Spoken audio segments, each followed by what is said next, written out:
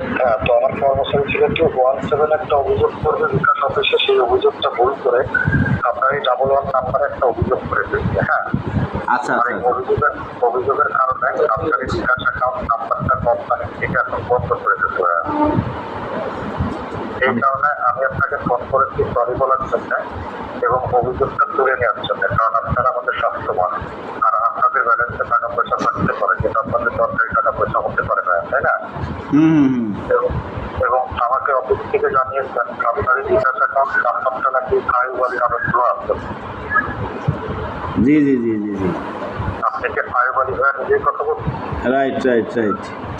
তো এখন কি আপনার অ্যাকাউন্টটা বন্ধ থাকছে, দেখা যাচ্ছে আপনার প্রয়োজনীয় টাকা পয়সা থাকতে পারে, যেটা আপনাদের দরকারি টাকা পয়সা হতে পারে, তাই না? আচ্ছা আচ্ছা আচ্ছা। আপনি কোথা থেকে বলছেন ভাইয়া?